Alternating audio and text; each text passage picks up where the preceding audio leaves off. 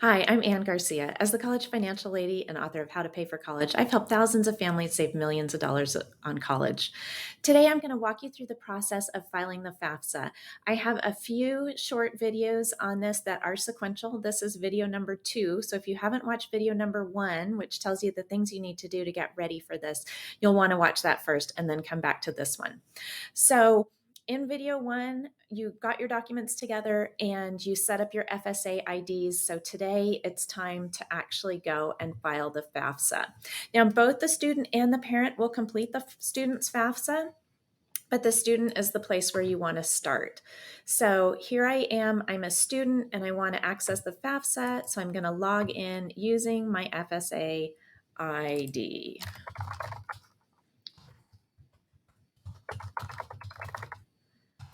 And password. And now I will log in, accept the disclosure,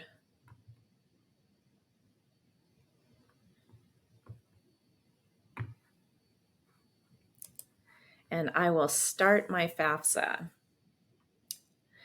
Now, one of the things about the FAFSA, I'm using the Department of Education's demo site, which has the FAFSA data for the current school year.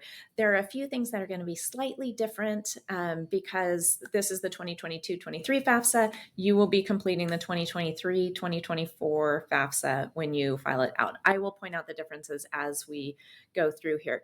The first thing you'll be asked to do is create a save key.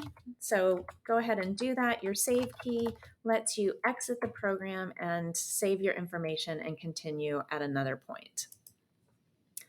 So I've created my save key.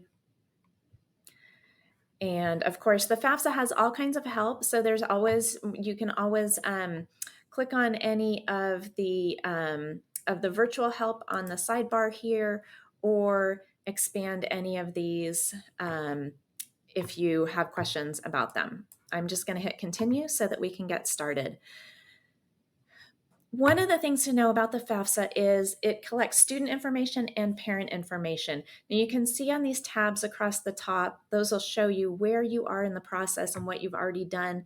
And then make sure that you double check before you enter anyone's information. Is it looking for the student's info or for the parent's info? Now, since I created an FSA ID and used that to log into the FAFSA, it's captured my social, my student social, their name, their date of birth, so I can just hit continue, their email, and their address. And then it's going to start asking some basic eligibility questions and residency questions. So, have you lived in your state for at least 5 years? Are you a U.S. citizen? You'll just select the appropriate buttons there.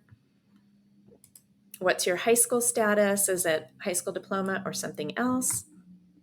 And what degree are you going to be seeking? So, assuming that you're intending to go to a 4-year college, or even intending to go to a 2-year college that'll transfer and then transfer to a 4-year college, you would select first bachelor's degree.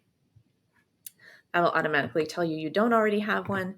And then it'll ask what your college grade level will be when you begin the 2022-2023 school year, 2023-2024 school year when you fill it out this year. Something really important, no matter how many college credits you've earned as a high school student, whether through AP, IB, dual enrollment at community college, whatever the source, you are going to say that you have never attended college and you are a first-year student.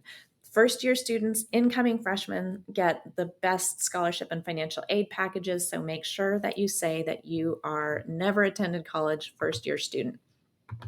Then it'll ask if you're interested in being considered for work study. There's absolutely no reason to say no to that question. So regardless of your family's financial situation, say yes, and then hit continue. It'll also ask selective service information about male students.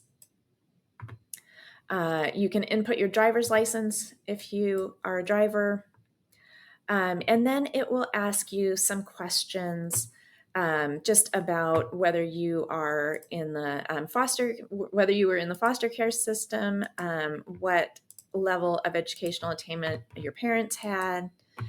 And then it'll ask you to add your high school. So I don't know any high schools in Maryland, so I'm going to pick one here in Portland, where I live.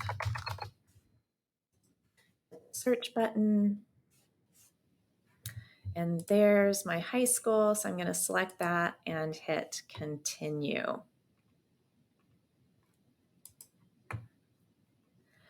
Next, the FAFSA will ask you if you want to add any colleges to have your FAFSA information sent directly to them. You can include up to 10 colleges in your FAFSA when you're filling it out. If you have more than 10 colleges that you're considering, you can add them after the fact.